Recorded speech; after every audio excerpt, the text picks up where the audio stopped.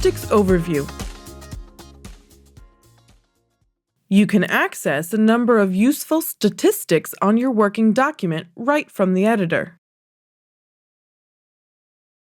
Click on the pie chart icon in the top right corner of the working space.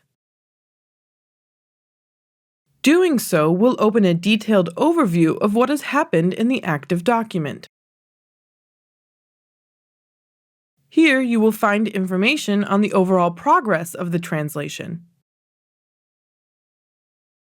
as well as the percentage of QA issues that have been marked. And in addition to those, the bookmark and status changes are also listed. Under Workers, you can see which suppliers have modified the document and how many segments they've worked on. To see what percentage a supplier has modified, simply hover over their name. At the bottom is the modification report. This provides information on how many segments have been pre-translated and how many were translated by a human. Hovering over these will also pop up a percentage. Each of these statistics options are clickable. In fact, clicking on any one of these will cause the document to be filtered by the selection.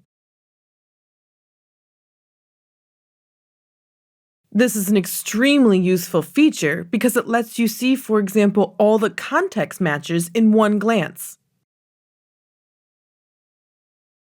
You can also call up all the segments which were modified by a specific supplier, or all the segments which have been marked with a certain bookmark regardless of which supplier did the work. To remove any of these filters and revert to the original editor view, simply remove the filter by clicking on the X in the power search bar. This will return you to the original view displaying all segments. The second tab in the Statistics report is Labels. In both the Summary and the Labels overview, you can also filter based on language. Here we can see how often a certain label has been applied to the target text. Just as before, you can filter your document based on these labels. Choose a label to use as a filter. Click on it and the editor will only show you the segments with this label. Remove the filter by clicking the X in the power search bar.